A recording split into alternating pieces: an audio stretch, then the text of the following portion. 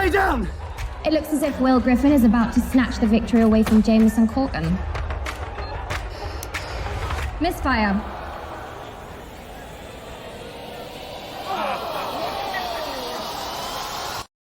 Hello, James. How are you doing? Good to see you again.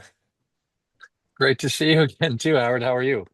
Yeah, I'm doing very, very well, thanks. It's great to see you so often. I mean, you're one of the, like I said last time, you're one of the most prolific guys going. So, I mean, I'm guessing you've got a great big mug of coffee next to you now. No, sir. No, You no, haven't? just No, some Kleenex. no, that's because Um, I remember last time I asked you how can you be so prolific and you had a great big mug of coffee next to you. Yeah, Coffee. No, I yeah, just came from a coffee shop, so I did just have right. some, but I decided it was not fair to anyone to have a mug of coffee in my, face Yeah. while we're doing this. So, Talking of coffee, I mean, this new movie is a real boost of caffeine. It's really full of explosive action. I'm quite curious. I mean, all of your films are full of action, but they're very different kind of subgenres and genres. I'm mhm. quite curious because you have so many on the go. Is there a kind of a plan of action as to which films you want to get out at which specific times, maybe times of the year, or maybe one comes straight after another one specifically? Or is that just kind of, I mean, it's so difficult to make movies that No. you get which one out that you can do? Or is there a specific reasoning behind kind of which movie you put out, in which order? No, it's first come, first serve. Yeah. And these have all been Stephen Paul movies as you know. So it's whatever Stephen finds and he finds attractive and interesting, and whatever's developed and in line and ready, basically. So there's no season per se. Right. Um, and we've done everything from psychological thriller to horror, slasher, um, action to love story, fantasy. We've kind of jumped around, which is fun. And the only sort of stipulation is that they're all different, and we Yeah. try to outdo ourselves in every way each time, and they seem to get bigger and bigger, scope and scale wise. And this one definitely um, was that, especially with the action. Definitely. Yeah. There was a lot of rehearsal and a lot of preparation and a lot of characters as well, as you've seen. Um, and it's interesting. This film, or the script for this film, or the concept for the script of this film, came from a conversation on another set when I was filming Utopia. Right. And Stephen was sitting beside me at the monitors, and I was directing and about to say action. And Stephen had his laptop open, and he was watching the director's cut of Man with No Past. All right. And he was like, "Wow, wow!" And I kept looking over, like, "What's going on over there?" And then I think at the end of the film, there's the love story plays out, and there's a funeral, and Stephen had a tear in his eye, and I was like, "Wow, you really enjoyed that." And they said, he loved everything, and then he kept commenting on the action, and he said, "We need to do an entire film that is a oneer, that is a one shot." And I was like, "Yes, we do." And then I kept directing, and then I'd come back, and then Mhm. each time I came back, he was typing, and he started to write out the concept for the Last Gunfight. Right. And I looked over, and he had wrote down the Reverend, and he started to write down, make a list of characters right there on set, and that's where it was born. And of course, as you can see, the whole movie isn't a one shot. No. It sort of morphed into more story and whatnot. But it's funny how that just sort of was born on the set of Utopia. And the next film that we did, The Last Gunfight, wasn't ready in the spring, so we shot High Ground instead because that was ready and fully developed. And then by the summertime, we jumped on Last Gunfight, and Uh-huh. Yeah. we had to So I wait mean, for a certain stunt team to be available as well right. because I needed very specific action design.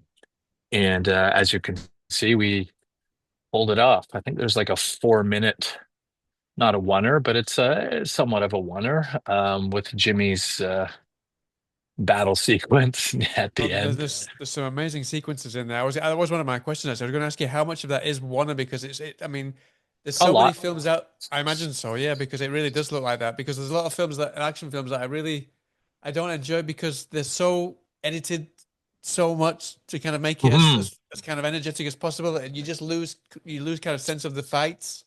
Um, Yes. so I mean, Well, I imagine that not just the choreography itself, but also working with the DOP and the editor as well is kind of very much your job as well, besides kind of the director of the yes. film. Now, working with those two as well must have been a huge kind of challenge for the three of you together, no? Well, for these sequences, it's a little easier for the editor because they're in one chunk. And the Right. key to being able to film these with the DOP, which was Ivan Vatsov, the key to He's be able to fantastic. filming I saw his this work. is, Sorry to interrupt you. No, I was just going to say his work with like is Isaac Florentine, which is one of my favorite action directors as well. So it's a fantastic yeah. No, he's DOP. very Yeah, giving, and he just kept saying, James, I'm learning so much, James, I'm learning so much, James, because I keep asking him to do, the impossible. And I do push my cinematographers, as far as they can go, and which is what, as I said, we're trying to outdo ourselves sure. in each one of these films, and he delivered 100%. But the key, aside from the cinematographer, because that's his job, is to cast the right people who can actually perform this action, and that's how you can do a oneer, because there's no cuts and usage of a stunt double, of course. Mhm. So that's why we're able to shoot these. The actors are performing all of the action themselves. Yeah, no, I mean, it really felt like it, especially it's okay to say that there's a really huge sword battle kind of halfway through there. It felt like I was going to Yeah. get my eye poked out in certain places. So I imagine the cinematographer was kind of. That's why I said you. I imagine you really had to work closely with the cinematographer to make sure they didn't get hurt or didn't get the camera lenses broken. Well, um, through rehearsal, we accomplished this, but generally speaking, what I do in these situations with these longer takes to be right in the middle of the fight is I take the camera away from the cinematographer and the camera department, and I give it to the stunt department, and I have the stunt Right. department operate the camera, which is what I used to do when I was in the stunt All right, department I as was going to ask well. that as a joke. I was going to ask if you had a stunt double for the cameraman, and yeah, you actually do. Right. Yes. So the who knows the fight sequences better than the camera Sure. department, aside from myself, because I've been studying them, and gone to all the rehearsals and the choreography. Who knows it better? The fight choreographer who designed the fight. So what better person to be in the middle of it? And that's what we've done in this film. Mhm. Something else that I loved about it is that you've got kind of all these different characters. You mentioned there the Reverend, but you've got all these different characters, different sizes, different ages, different everything. Um, Yes. was that all kind of Stephen Paul's original idea, or how Yes. did that kind of come about? Oh, 100%. And the more we discussed it, I was like, this is starting to sound like a Federico Fellini film.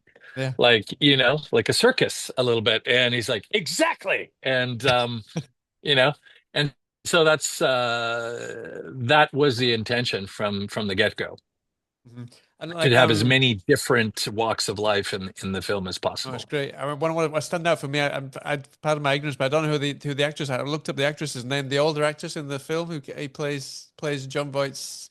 I'm guessing it was kind of like ex-wife or wife. I couldn't figure out exactly. Yes, yeah, we found her in Ireland, Uh-huh. She's actually. hilarious and so good in the action scenes as well. Yeah, Isn't she fun? Yeah, she's got yeah. so much attitude. And I think, was it her birthday on the film? I can't recall, but she's in her late 70s or 80s, and just was a delight, like She's wonderful. fantastic. She's an award-winning actress, she was game for whatever, and she had such a great time. Mhm. We did long nights, as we always do in a lot of films. It was summer, so we had long days as well. But she was out there for everything, and right out there with everybody else, including John. of course, Yeah, no, sure, yeah. I mean, as you've worked with always. John with at least three, is it 3, 4 films now? I can't remember, but yeah, he's on board for Let's everything. see, Shadowland, High Ground, and Last Gunfight, unless I'm mistaken if there's another one, but I think it's three. Yeah. He's, I mean, is he someone that whenever you prepare a film, is that someone that you kind of almost always directly reach out to? Or is he someone that always, when he receives your scripts, he's kind of pretty much on board straight away? Because you got a pretty good shorthand now. Wait, you've frozen up a He and sec. Stephen have a very close relationship, and Stephen Oh, there being, we go. am I No, it's okay now. Yeah, back? it's a bit choppy. Am I here? Okay, great. Stephen have a very long relationship, working together. So there's a direct line between those two, and then of course by extension myself. So John and I always love working together, and if he's on board, I'm on board. It's great. Oh, no, it's great. Yeah, you've also got a wide range of accents as well. I mean, you just mentioned that the casting is very important for all these, especially kind of the fight sequences and these things. But you've got all kinds of, especially a lot of English accents, which was being a Brit myself. It was kind of nice to hear all these different accents. You got the ones for normal kind of ones that we're used to, and then we got the kind of the top Cockney accents. All this, like the bald guy, the guy with the Cockney accent is fantastic as well. A lot of fun. Yeah. Is that all kind of the original idea? Is that all down to the casting as well? Well, it's all down to the casting. Yeah. So we did a certain amount of casting out of Los Angeles, of course, and then we did a lot of our casting out of the UK. So, what's wonderful about British or English actors is their ability to morph and become American or Yeah. Canadian, or, they're very good at It's so accents. so common to see So, it. People you don't expect to be an American kind of cast as kind of the leading role as an American guy is usually a lot of time as a British guy, even in series and stuff like that. They've got to keep it up on a weekly basis. Yeah, no, I love it. It gives us a real diverse, definitely. Yeah, selection, and it makes it more interesting to have all these different folks. If everybody sounded the same, unless we were we were shooting something that takes place in Boston, and everybody has to sound sure. like they're from Boston specifically. That's part of the Uh-huh. story. In this particular case, we wanted to mix things up, and No, yeah, um, it brings a lot of fun into it. Yeah. yeah, yeah, I had a great time in that regard also because I also love accents. Doesn't matter where they're from, you know. Mhm. Um, and yeah, um, some of our actors were from the UK, and quite surprisingly, you have like a Liverpool accent in real life, but you can't tell in the film. They Yeah. sound like they're from New York or what have you. Uh-huh. So. Yeah. No. And talking of accents, another other guy who I love to see as a villain. Um, I don't know how to pronounce his name properly, but he plays Anton Scully's Rade. Rade, Yeah, no Rade. I love that. I Rade. mean, I think I first saw him in when I was watching 24. I think it was in the original series of 24. And it's hmm boy, he's great in so much. It must have been so good to have him as a villain as well in this one, no? Yeah, we had him, of course. This is the second time we've had him out. We had him out on Air Force One That's Down. right. Yeah, you did. Yeah, you did. And he's a wonderful man and a wonderful actor, and he's um, very prolific himself. And he's been in so many different Yeah. films. I think Guy Ritchie films. From back, I think he's in Snatch, is it? I think he was Snatched. Yeah, I was looking before. He was in Taken 2 as Yeah, well. He's been in quite a few things. he's Yeah. Forrest the Blade, you know. Yeah. And so he's so magnificent at being that guy. So right away, and he's a friend of Steven's as well. Okay. And we've worked together. So right away, we just looked at each other, and said "Arade" when we had Uh-huh. that role. So it was written for him specifically. Brilliant. They give me 2 minutes. So just before I go, there's a question I don't want to miss. I mean, we mentioned that obviously there's a lot of these kind of one shot sequences and things like that, but there's hmm also a lot of blood in this, which I was quite surprised because one thing is to get all these fight sequences kind of choreographed to keep them all in the same shot, but also to have all this blood at the same time. Obviously, if you make it kind of a bit of a mess when there's a lot of blood involved. I think I said the same with your previous movie, High Ground, because you have this building, and if you destroy that building and you have to start from scratch, hmm that is It's a trouble. It's troubling. So I'm Well, kind of curious how you did that with these big kind of fight scenes, for example. well, these sequences were a lot longer and more choreographed and balletic than High Ground. High Ground was a little more of a grounded situation, more of a modern day Western.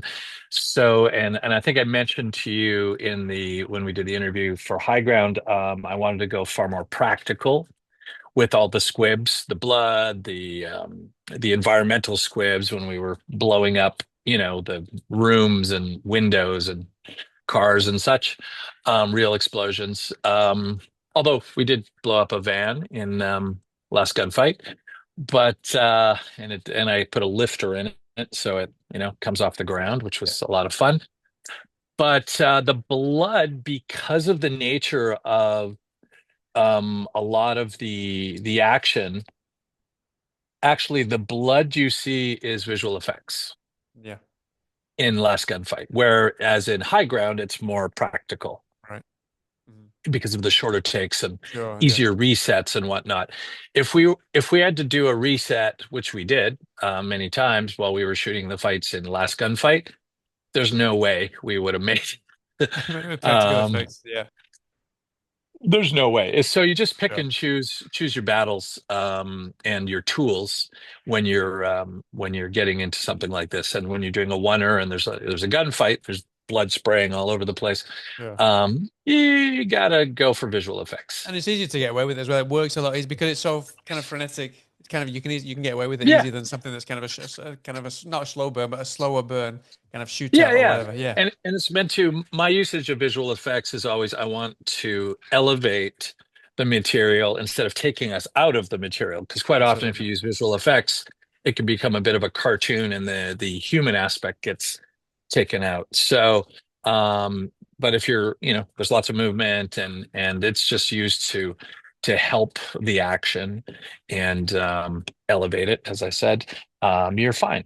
Mhm. Especially with these moving shots. I've got a lot of movement, a lot of wraparound, and we traveled all over, the studio and all over the street, and from one room to outside to inside to down a hall to, all that kind of No, stuff. So no, it works great. Yeah, yeah. Yeah. Well, listen, sadly, yeah, they're I'm very giving happy me the with it. wrap, James. So it's a pleasure Oh, to speak to you again. I'm sure you've got about 2, 3, 4, 500 films on the go. So hopefully I'll speak to you again sometime soon about the next one. But for the meantime, best of luck with this one, and I hope to speak to you again sometime soon, sir. thanks, Howard. Much All right, take appreciated. care of Good to yourself. see Have you a good again. day. Good to see you. All Take right, you care. too.